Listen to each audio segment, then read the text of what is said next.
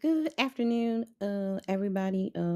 Thank you for tuning in. Those I noticed in the middle of the day, and everybody's at work and everything. I need to get this stuff out. Um, Let me know if somebody is watching and they can put in the chat if they can hear me. Make sure that you can hear me. I would appreciate it. When you catch the replay, please make sure you leave a comment. If you have any questions or any information that you want to that you need, just leave a comment, or at the end of the presentation there is some information left. So excuse me if I'm talking a little fast. All of a sudden I started not feeling well. My neighbor came over.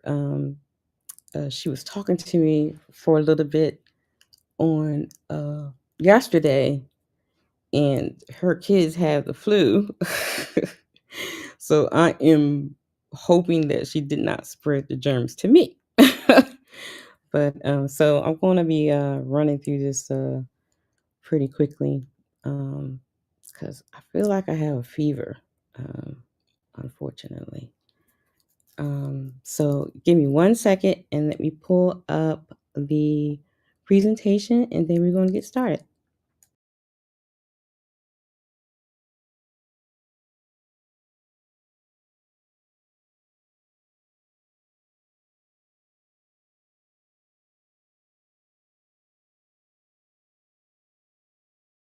Okay, please let me know if you can't hear me, if I need to turn up the volume and stuff. So let me share my screen.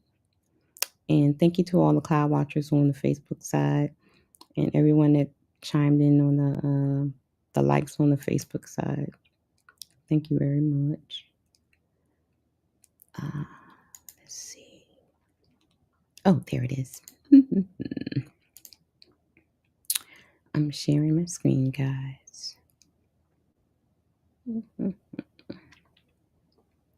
So this I just want to say that even though a lot of the information that I tend to give is towards children with disabilities, especially autism, because I'm an autism navigator and parent.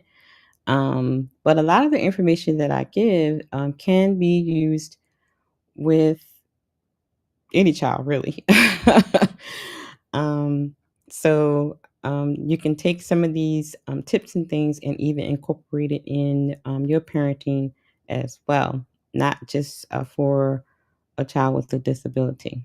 Okay. All right. So today we're going to talk about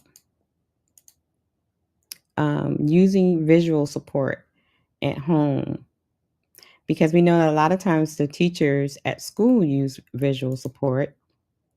So we are going to learn how to create our own and implement the process at home as well.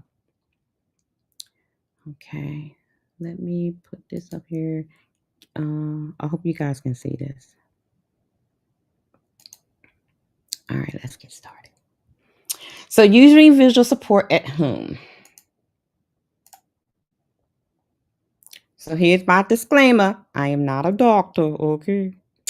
I'm not a physician, but I am I am a certified autism navigator, and I am a certified parent, okay? But if you have any medical health problems or experiencing a medical emergency, please call 911 or go to your physician. Okay, today we're going to learn what visual supports are and why they are important in our daily lives, types of visuals, and how to create and implement visuals at home. So, what is a visual? Visual support are any tool presented visually that supports an individual. So,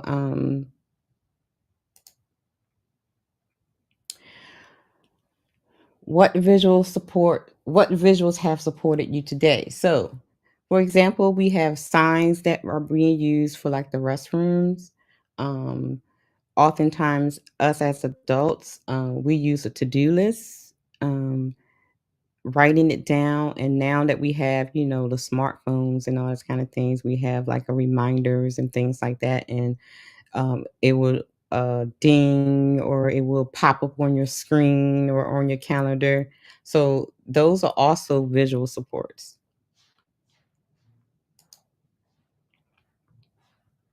When should I use a visual support? Managing. Okay, this is very, very important. So if you're experiencing, and like I said before, this is not just geared to with children with a disability or autism, but in any situation, because the three things that we're going to talk about, all kids experience these things, or these are some of the things that we have to deal with if we are a teacher, if we are a parent, and so on. So when should we use a visual? Managing behaviors, teaching a new skill, and following daily routines.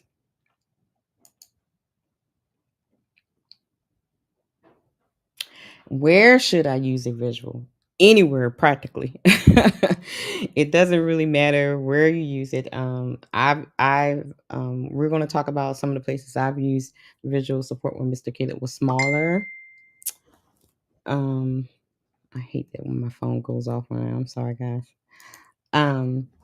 So anywhere, at home, at the store, at the doctor's, at grandma's, anywhere, you would be able to use these visuals.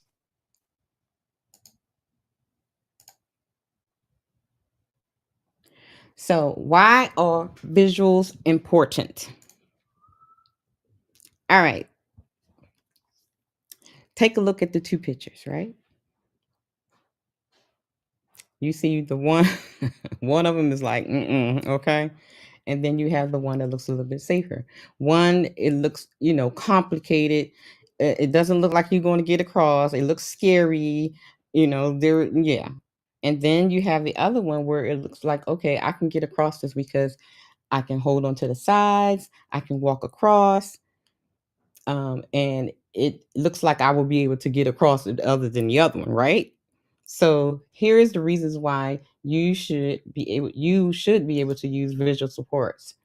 Because when a kid looks at this, like they don't know where they're gonna go, right? And if we tell them, okay, you're gonna have to stay in a straight line and put your hands to your side, when they look at this, they're not gonna see that.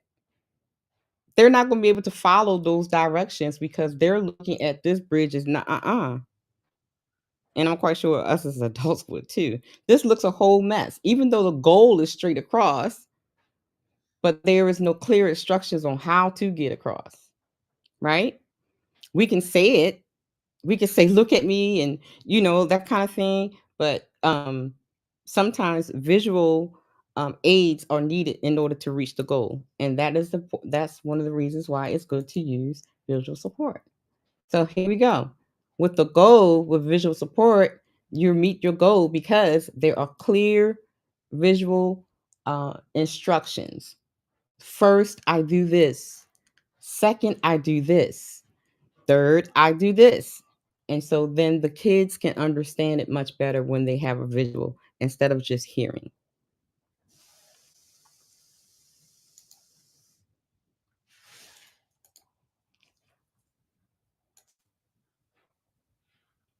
All right, types of visuals.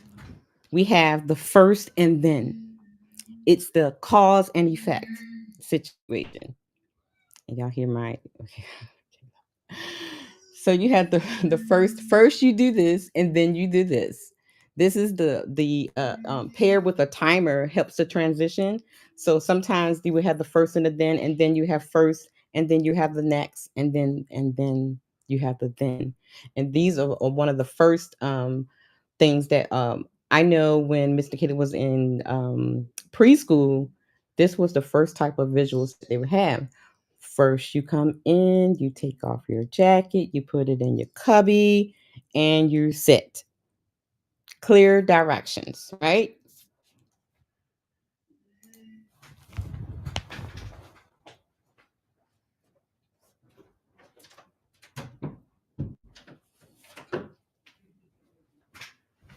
Then we have the schedule.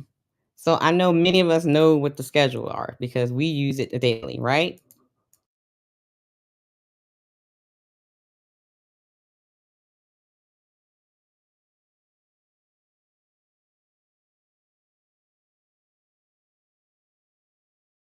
So with the schedules, even though schedules help us as well, but schedules help our children as well. And not just, the quote unquote normal kids. It also helps with our kids that have a disability, aka autism, because what I have learned throughout the years and through research, kids thrive with routine and schedules. This helps them a lot. So it is very important that you try to incorporate because when they go to school, they do have schedules. When they have their class list, they have a schedule. So if you can incorporate this routine that they use in school at home, you probably get better outcomes with their behavior, with completing tasks. Because a lot of times, spoken words are not reachable most of the time, and a lot of times kids are more visual, and sometimes some of us adults are more visual as well. And we need a reminder. So using a schedule is very important. So with the what is shown here is like, okay, I get ready for school schedule, how to potty schedule, and what would I do today, how to brush your teeth. So you'll be able to create all the little things that you're trying to teach your child, you can create a schedule for home to help them stay on task and also to learn new things. Shout out to everybody that's popping and thank you for coming by. Sis says definitely hard to stay on track with all we have going on. Yes, it does help. It does help stay on track. And like I was saying, it's not just for us as adults to stay on track. Our kids need to stay on track too. And nowadays, kids have so much to do with their schedules. They have homework. They have hopefully they have chores, after school activities and things of that nature. And so, keep having a schedule for your kids will help as well, and it will help you keep track of what they're doing as well. So I just wanted to show you guys um, a little clip. So this is he's Caleb is very tall. So this is Mr. Caleb, and he was only 5 years old at this time, and his entire wall was covered with stuff, with schedules and things of that nature. And so I just want to show you a little clip. Caleb was 5, and this is post 3 years, 4 years after he was diagnosed, when they said that he couldn't read. And yeah. Fair. Go. How. Run. Tell. Walk. Next one. Do your next one. Go. Walk. Hot. Sunny. Shop. Is. Do the next one. One. Not. One. Or. Two. What's that one at the top? At. Not. You. Eat. The wheel. We. So as you can see with my son, I use visuals to help him read. And with these visuals, I help him talk and help him to read. And as you can see here, I took a picture of his schedule that he has now. This is Mr. Caleb's big kid schedule. Okay. With this one, I used magnets. And so you see here on the side where he has all the choices that he has. And I put the times of the day on the side.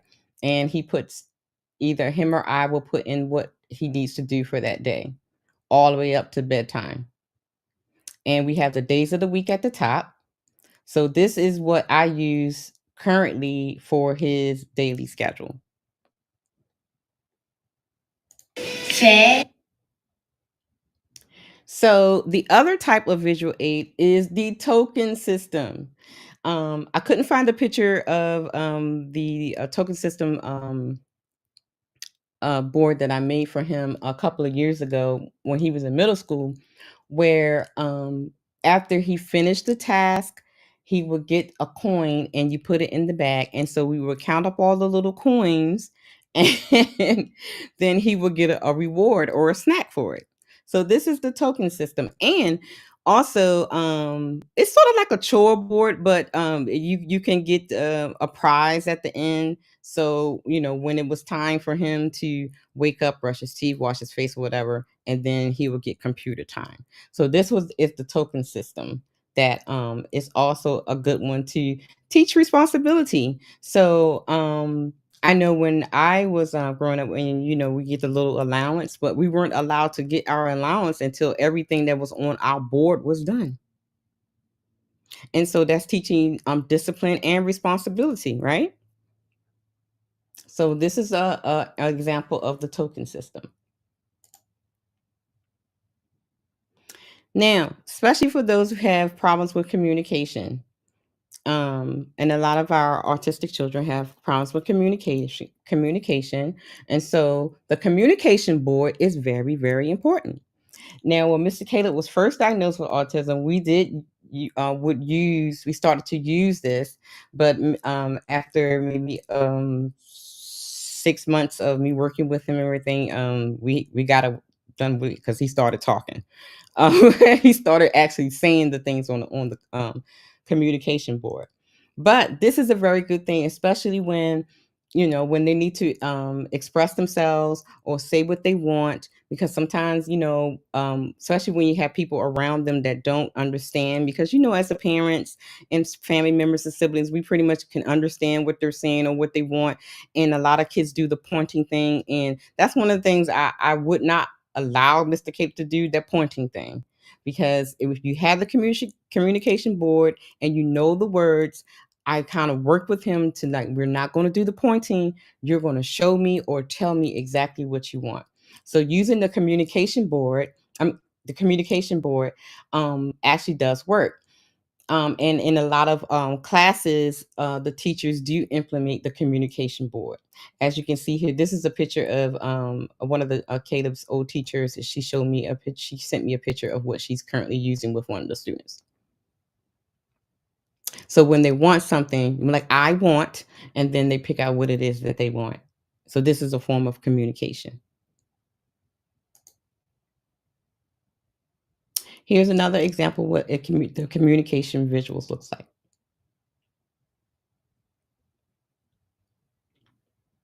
So they have all the things that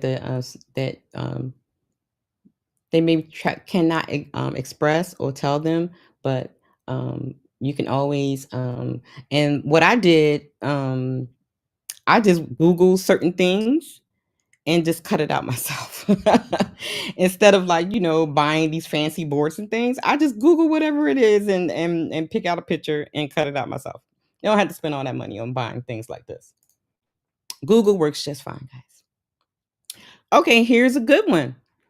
We know we have some issues with the eating when we have autistic children, right? So having a visual display in the kitchen oftentimes really helps with them making choices, and you understanding the choices that they want and helping them to use the token system to get little snacks and things of that nature.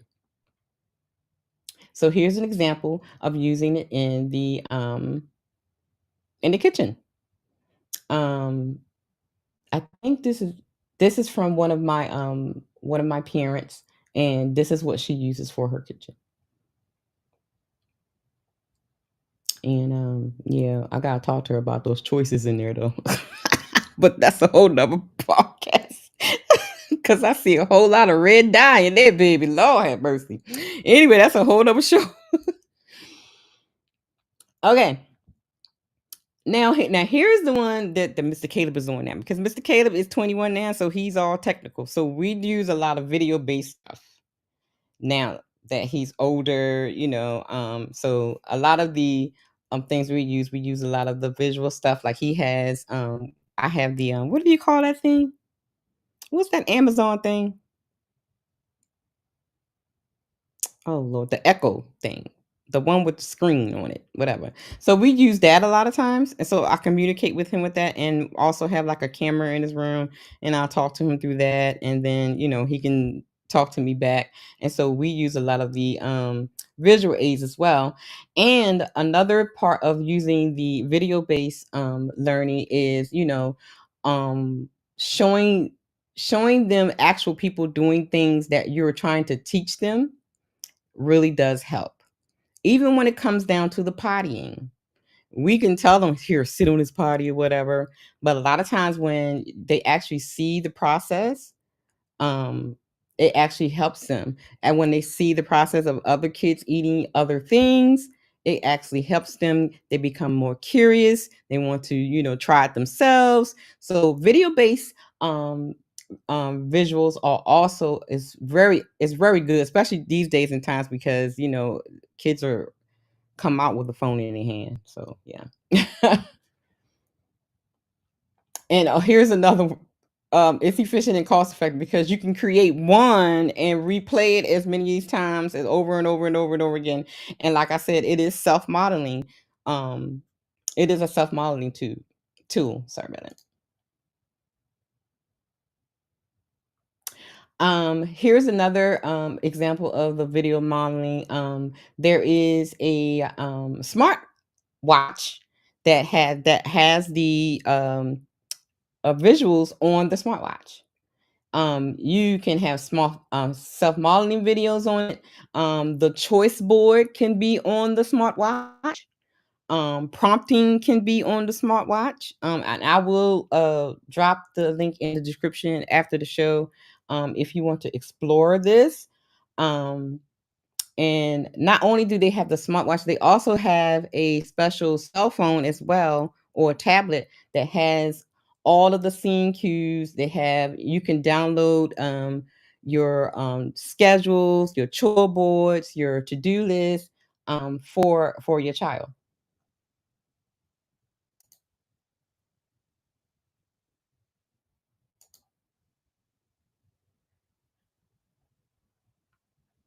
Hey guys, welcome to the channel. My name is Kayla. I have an 8-year-old son named Shane.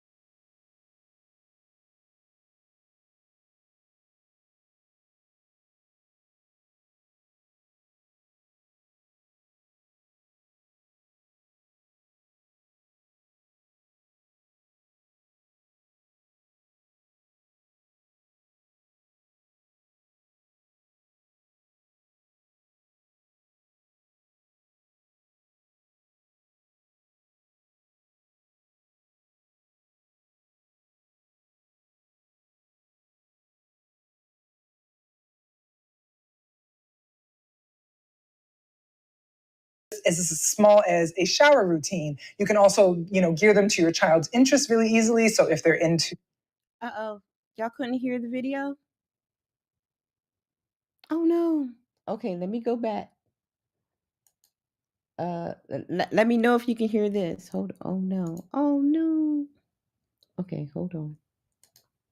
Hey guys, welcome to the channel. My name is Kayla. I have an 8-year-old son named Shane with autism. I wanted to make this channel so that I could share everything I know about autism, my experiences, my resources, hopefully to help out some of the other families out there affected by it.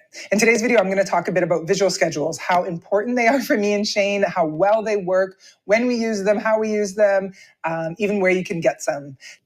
What is a visual schedule? Well, depending on your child's needs and what you're trying to achieve with it, it can look like many different things. But at its core, all a visual schedule is a visual schedule that allows your child to know what is going to be expected of them at any given moment when a certain activity ends, and allows for them to transition between activities a lot more easy.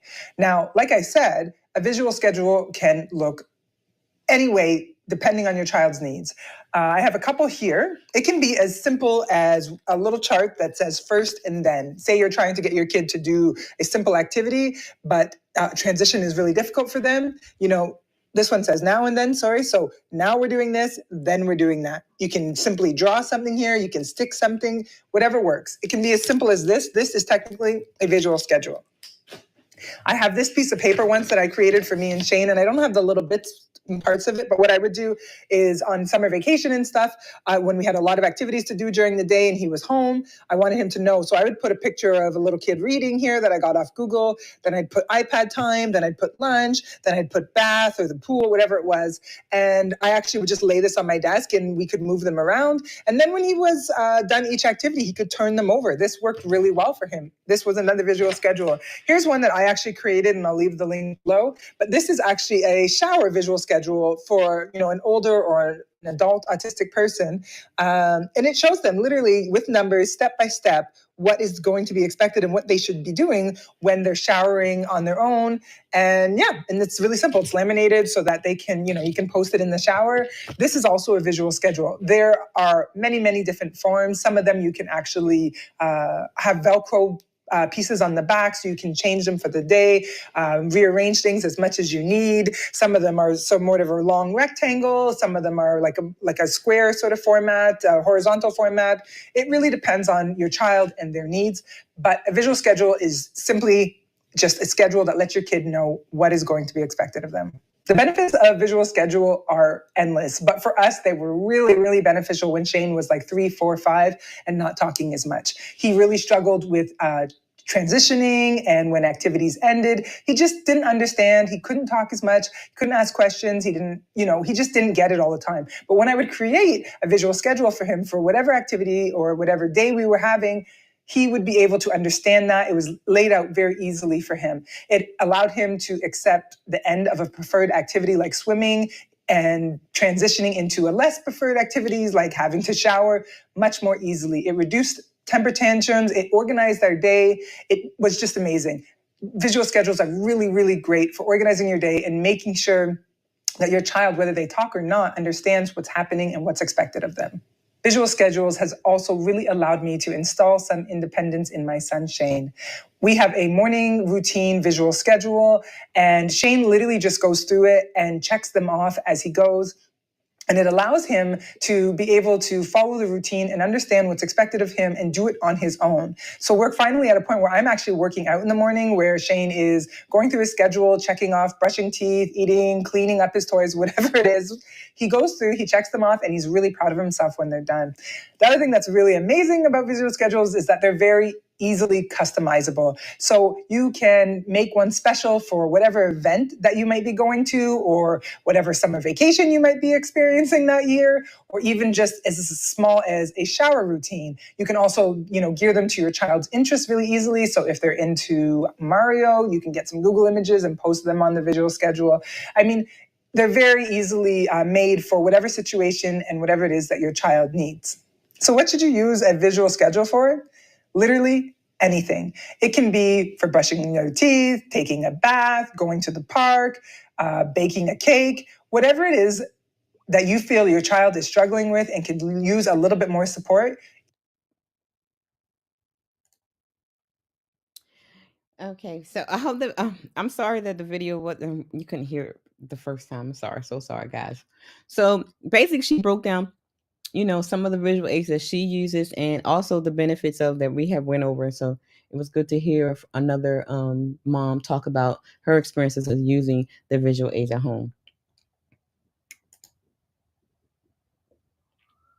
So the first thing you need to figure out is what is your biggest area of need. So you need to make a list of the things that they're having difficulty with and make a list of the motivators.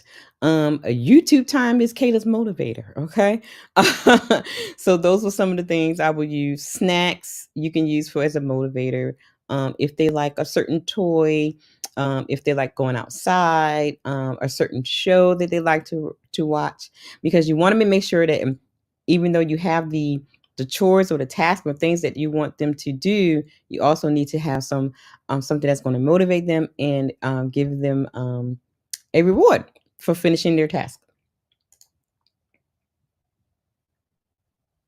So here's an example. So here's a problem. Problems are bedtime, not giving up the potty, not giving up the tablet, potty training, verbalizing their wants and needs. And so here's the preferred tablet, blankie, favorite video, music, outside play, and tickles. So these are the problems, and here are some of the rewards. So how do you create a visual board? Now, some people go out and buy a board that's already made or whatever, but I like to do it on my own. So you can Google the images that you need. Also, there is a pay teachers site that you can find the visuals that you need. There is a such site that's called Lesson Pick. They have all the pictures, especially the ones that have show like the potty and the brushing of the teeth and things like that. And Ise, a wide variety of things on there.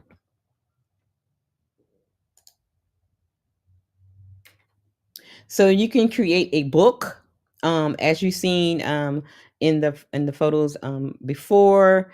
I actually have a giant board on his wall, and they have I use magnets and Velcro to adhere the pictures and things that I want him to do on there.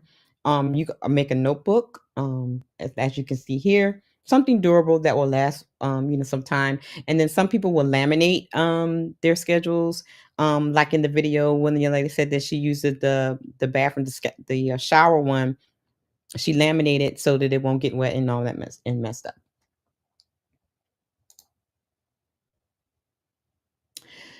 Consistency is key. Consistency is key. You have to make a plan and you got to stick to it. Because once, you fall off and then, it's kind of sticky to get them back on their schedule, okay? Establish your expectations and allow your child to respond.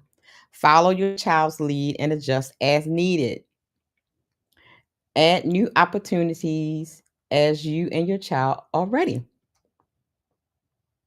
But consistency is key, guys. You have to be consistent. Monitor the progress and effectiveness. Has the desired behavior increased? Has the undesirable behavior decreased? All the visuals still motivating enough? Has my child's interests or needs changed? So if you still have play with teddy bear and they're 18, that may not work because their interests and their and their needs have changed. So make sure that you're adjusting as they grow.